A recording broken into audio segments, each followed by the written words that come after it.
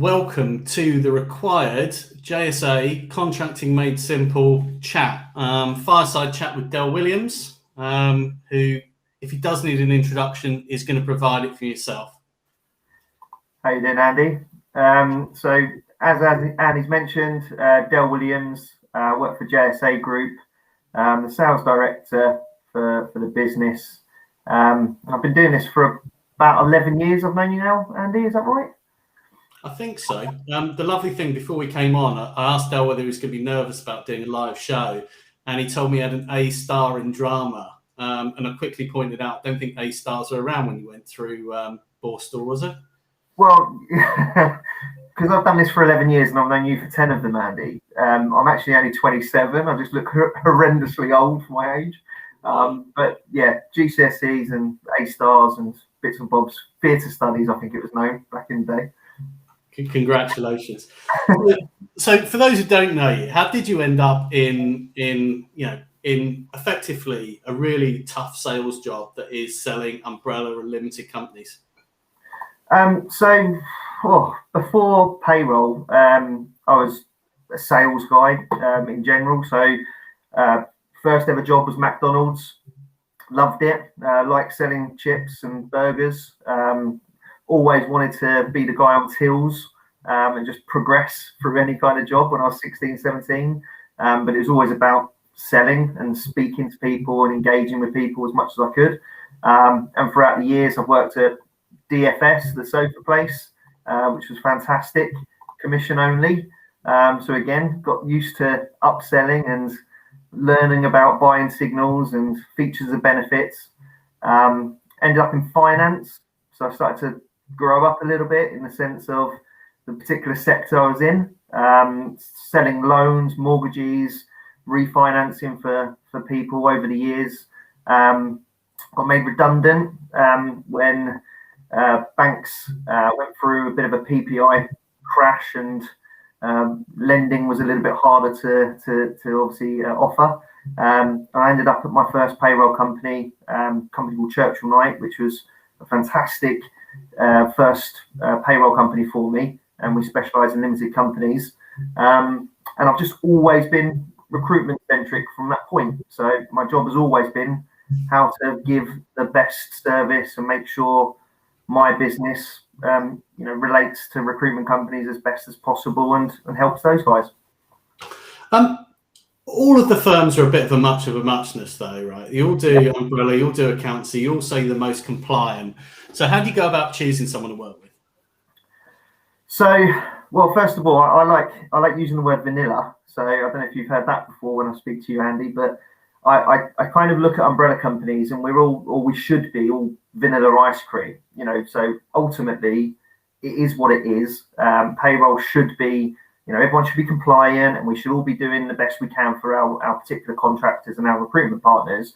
But what I like to look at is what additional sprinkles and flakes and cone selections or whatever it might be that we can offer both our contractor client base. But as I said, more importantly for me, it's our recruitment partners and what we can do to basically be that extension of their service and make sure that we're a true partner in the sense of not just supplying umbrella options or limited company options or whatever it might be, but actually understanding those businesses and making sure that we are genuinely an expert for them to then speak to their contractors and just continue that progression of pay. And there's donuts involved, yeah? There's the obligatory donut drop, as we all know over the years. But again, that's quite an important part though, because I'm 42 and I've done this for a long time now, and I still drop off donuts and I still drop off the merchandise perfectly placed. And when I go in to see recruitment companies, yes, at my sort of like stage in life and career, it tends to be around the commercial proposition of our two partners and our business. But it's actually quite nice just to speak to consultants and speak to people like yourself over a cup of tea and a beer and eat our donuts and sweets and try and obviously just be human rather than simply, this payroll company that you guys never speak to in recruitment. I think people buy from people, just like, managers, hiring managers hire off their favorite consultants. I think, it's as important as the firm is. I think the person that you're dealing with, and knowing that that person is going to care as much about your contractor as you do, that's really important. Yeah, and that's contributed to my lack of hair over the years, because it's really hard for me to turn off and to just allow the business to be okay. I make sure that every single contractor is, we deliver as best service as possible. But for me, on a personal level, when you were in your guys in recruitment, you would know for a fact that if you picked up the phone and spoke to me, I would genuinely try my best to, come up with a solution or go and fix that particular problem.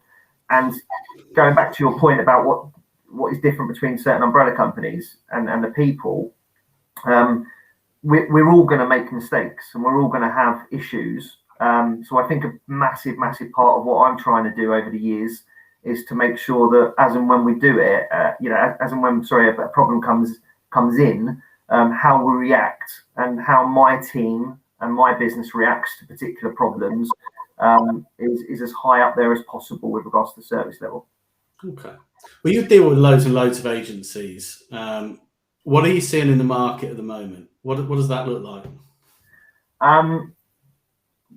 Since IR35, we've seen a lot of recruitment companies now have a larger PAYE book.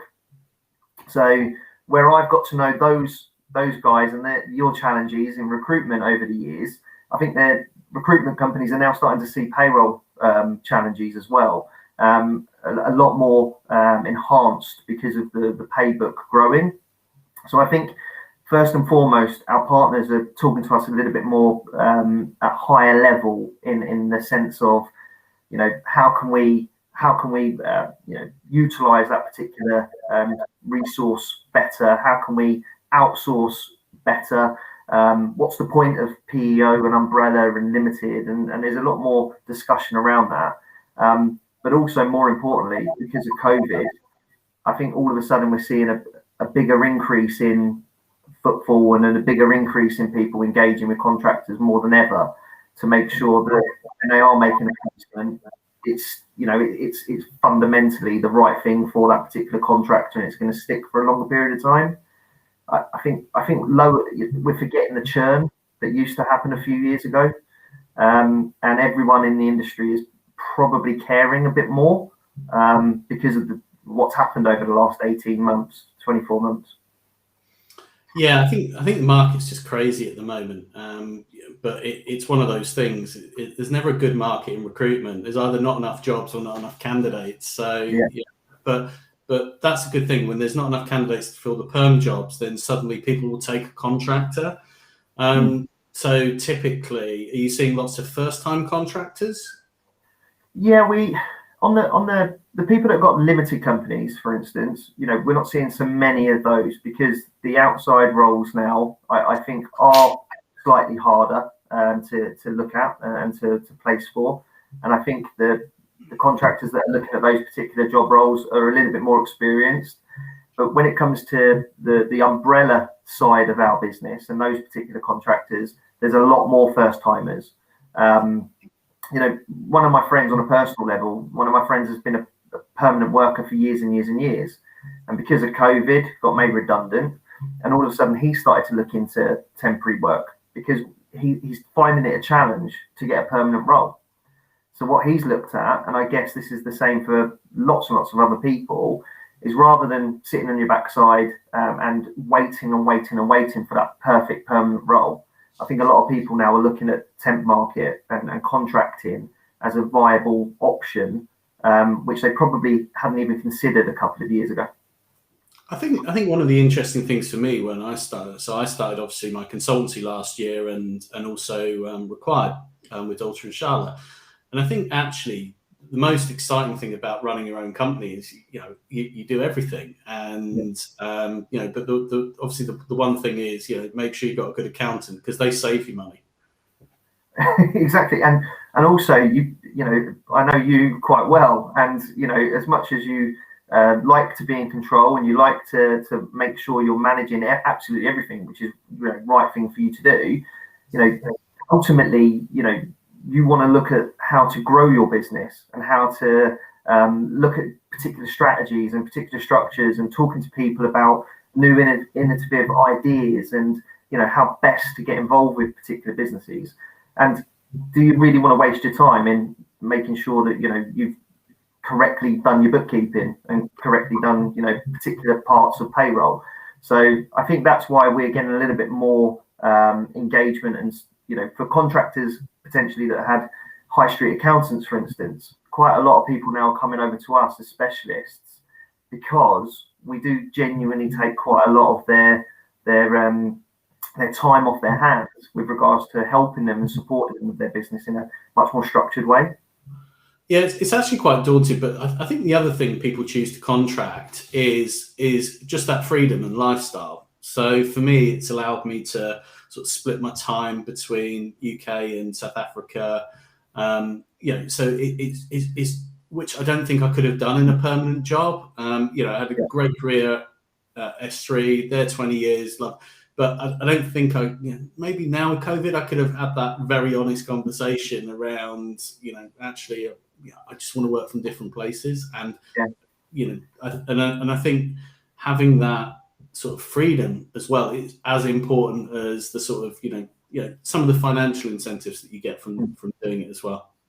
Yeah, it always used to be financially driven, and now all of a sudden there's a lot more emphasis on flexible working hours, people wanting to work remotely, businesses being absolutely able for people to work remotely.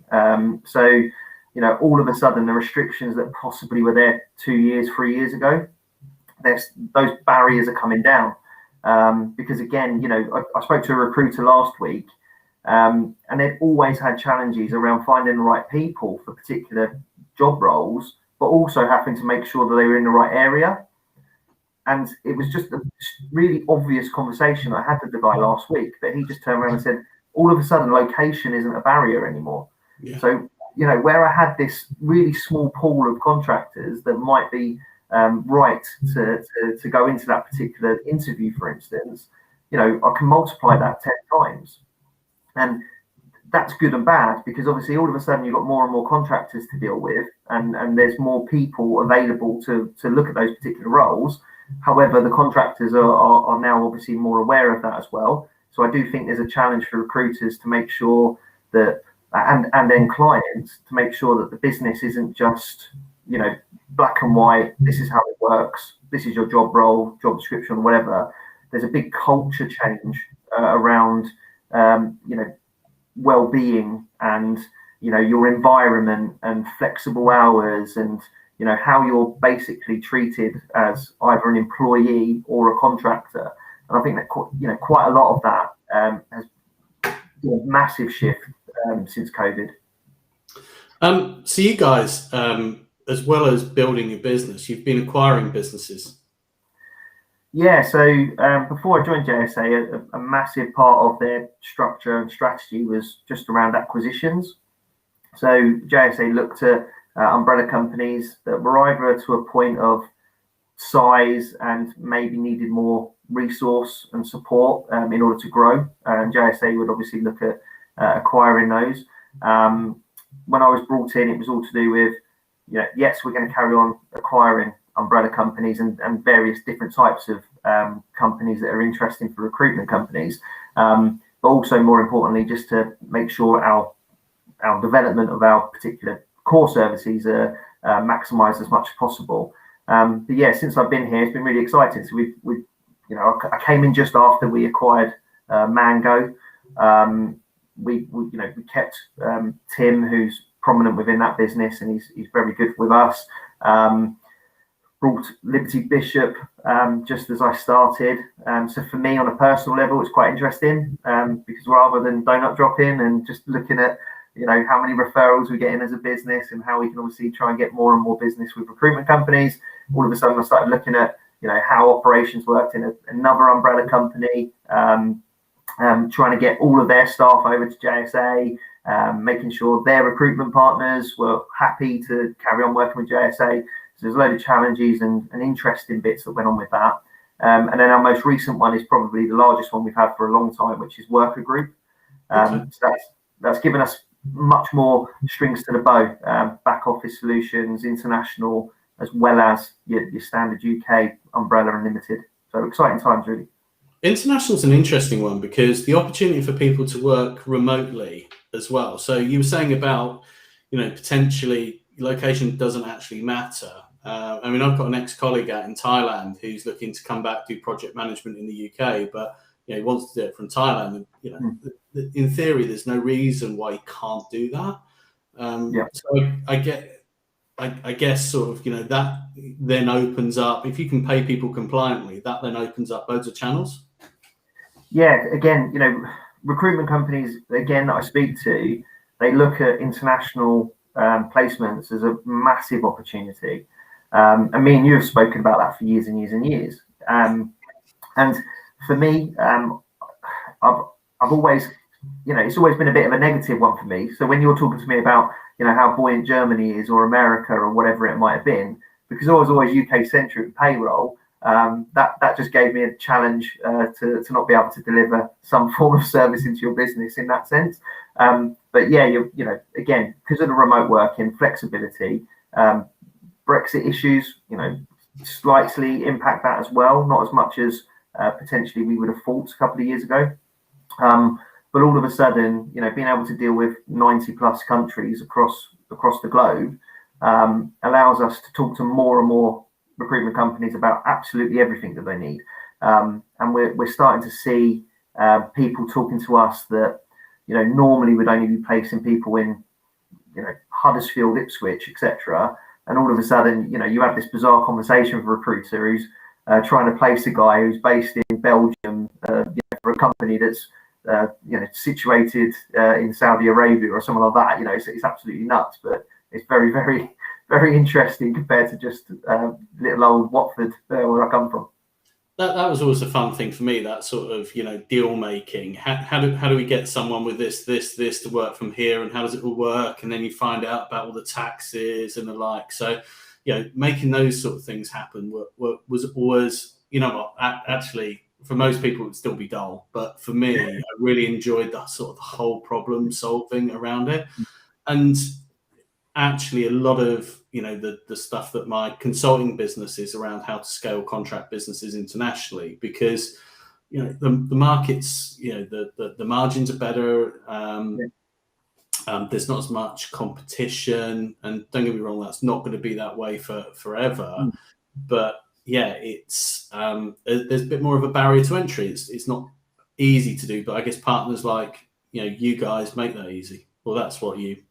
Yeah, that's what we want to do, and that's what we're trying to do. And also, the evolution of payroll is going to be massively impacted by how people are treated outside of the UK, because that's what we're used to. And we're used to, if we concentrate on umbrella, for instance, and talking about vanilla service, a bit of flake or a bit of sprinkle tends to be reward schemes, for instance, and contractors that get discounts at high street stores or whatever it might be.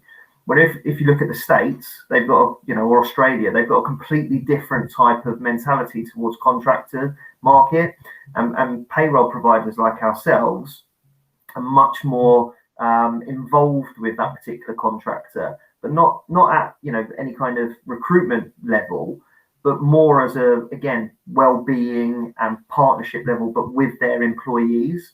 So you might start seeing the evolution of payroll in the UK that mirrors some of the really good stuff that happens internationally, rather than just us thinking that we're the best at it and there's no potential structure change for us. I think that's the exciting bit for me, being nerdy like you've just said for you.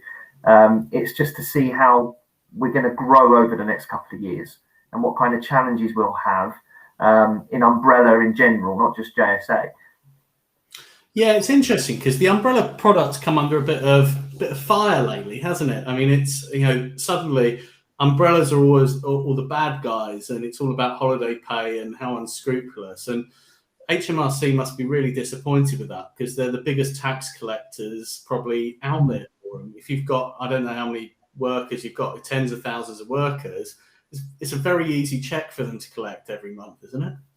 Well, this is it. And I think, the reason umbrella providers exist is because, most of us are very, very good at what we do. And, HMRC recognise that. And that's the whole purpose of that service solution that's in the UK at the moment.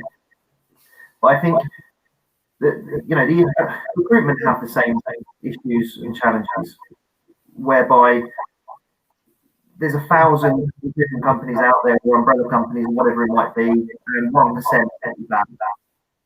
And it gives everyone a bad name. And you look at the stronger, better, more compliant, dare I say it in that sense, but more reasonably, obviously open umbrella provider. And there's just so many good ones out there. So when I do read WhatsApp messages, because I've got lots of groups and LinkedIn messages, and particular posts from certain people that probably don't understand it as much, it does get a bit disheartening. And I'm happy to promote other companies and their competitors, because genuinely there's really, really good people out there. And when I speak to recruitment companies, it's very rare that I'm supplier recruitment, for instance. And if a recruitment company talks to me about some supplier, it has to fit their requirements. But 9 times out of 10, they'd want 4 or 5 companies to be able to offer some form of choice to their contractor. And we're happy to or I'm personally happy to say, what about this company, or have you thought about that company to add on? Because it steers genuine transparency, and it steers genuine customer excellence, rather than just simply, lumping everything into one particular pot and hoping that they're okay until 2 years later, when you have to then migrate contractors over to another one because you've got a new commercial deal or whatever it might be. Just doesn't work that way in the real world. Yeah, where do you see the industry going then? So do you see big changes coming up, or everyone was predicting the death of the umbrella and after IR35, and it seems to be in rude health still? Yeah, I think there'll just be more obvious relationships between recruiters and specific payroll partners. Okay. So I think what you'll find is potentially tighter PSLs for particular companies, and maybe just trusting a very small amount rather than allowing hundreds to be used in a particular PSL agreement. I think for umbrellas we have to be better at adding more value and offering more options to both contractors and recruiters. Strawberry sauce, yeah. Yeah, so that's the strawberry sauce next to the sprinkles or whatever it might be. But a year ago when IR35, or a year and a half ago when IR35 first was coming in before the postponement, a lot of talk was around PEO, and that's outsourced employment modelling, and that's interesting. It wasn't that popular, and nobody really talked about it beforehand.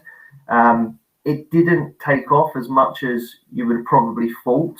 But all of a sudden, that's another option, and that helps streamline particular payroll models. And it's just a little bit interesting in the sense of it might be something that's more suited for one particular agency versus umbrella for another. But I do think that most umbrella companies like JSA and especially the larger competitors, I think what you'll probably find is, hopefully, and I know JSA are doing it, but we're looking at more tech solutions, and we're looking at being more, collaborative with our partners, and looking at how we can add more value to those partnerships, rather than just being not dropping umbrella referrals. Didn't you guys build out an IR35 product recently?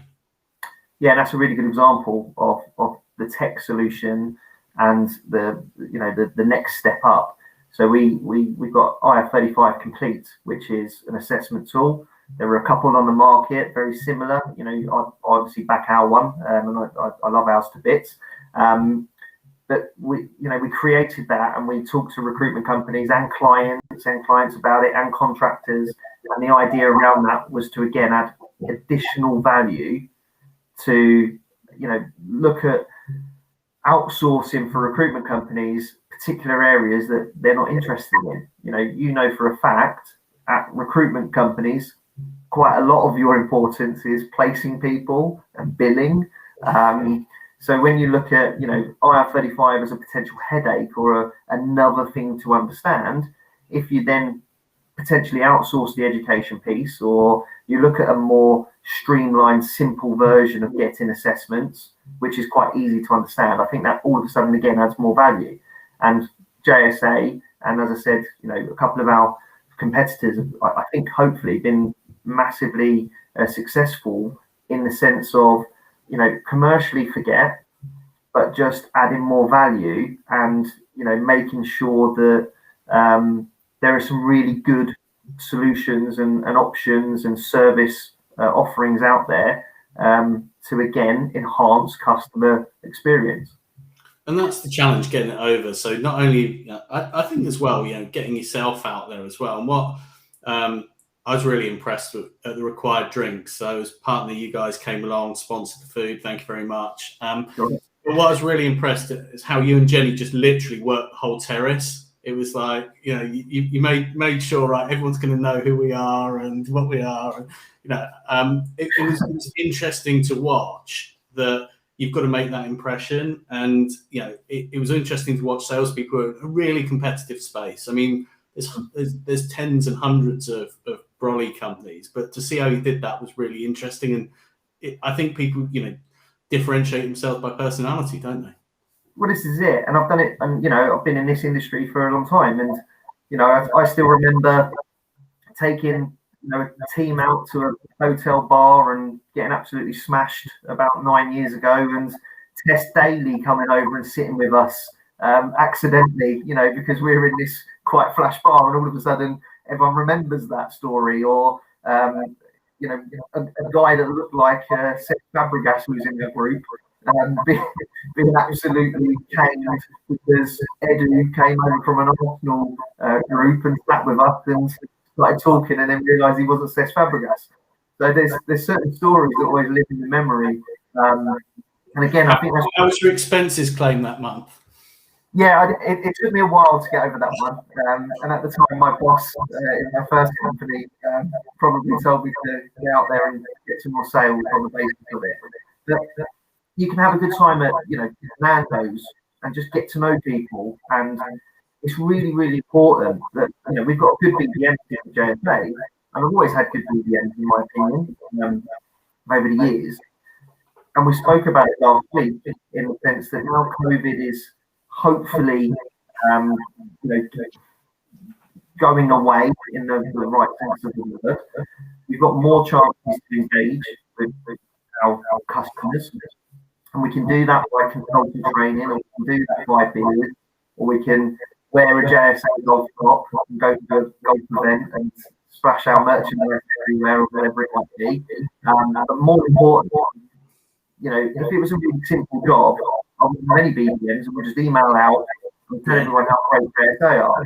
But people buy from people. So, Jennifer's of the world and Leslie's of the world, and all of my guys and girls at JSA, being in front of people and getting their personal experiences and making sure people understand what they do and we're human is massively important. No, I think that was the thing. I mean, you guys came on board as our first partners, and what was massive was that, I think I went to you and said, can you come on board as a partner?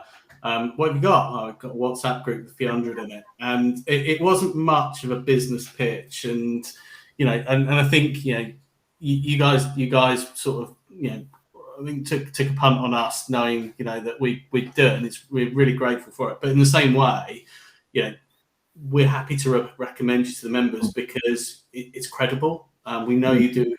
We know you do a good job, and you add massive value in the groups that you're in as well. So it's been very good.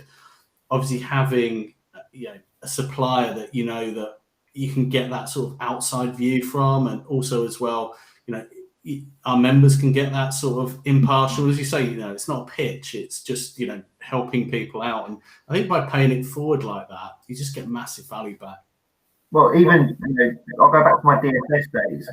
If I try to sell you a particular sofa that you didn't want, you're just going to walk out of DFS and you're not going to buy anything whatsoever. The idea is for you to come into that sofa shop, for you to look around, for me to tell you what, benefits there are on sofas and, what colors you can get. And, ultimately, if I try to, I don't live in your house, so I can't tell you to have that sofa behind me. It might not suit your room. But the fact of the matter is, you should be able to be confident enough to ask me a couple of questions on it. And that's how I kind of always try to go through, my career. It's very rare that I actually ever email or phone or WhatsApp or whatever anyone asking for business or having a moan that they haven't given me a lot of business, because I want to be around for another 10 years and 15 years in this industry. And, I want to make sure that I am genuinely perceived as someone that people can talk to. And hopefully they then go, right, brilliant, I trust Del. I'll carry on using him, or I'll start using him, because he's hopefully been as honest as a salesperson as Del from London can possibly be. And, that's how hopefully we're gonna go through the growth plan. Fantastic. Right. Well, we've probably had a nice chat. Half an hour's gone by really, really quickly, as it always does when I'm chatting to the second most famous Del boy I know. Del, how can people get hold of you? So obviously I've got my LinkedIn account, which is just Del Williams. Hopefully you'll be able to find me quite easily. If not, email address, which is del.williams@JSAGroup.co.uk. Or you're more than welcome to give me a call on the mobile, which is 27-818-858-683. Lovely. So that and scan texts can start coming through now. Fantastic. Right. Good to see you. We'll have to get you on one of these, and hopefully you're going to get along to the drinks at the Birmingham Expo and also our Christmas drinks. So looking forward to catching up then. Most definitely. Thanks, Andy. Cheers, Del. Cheers.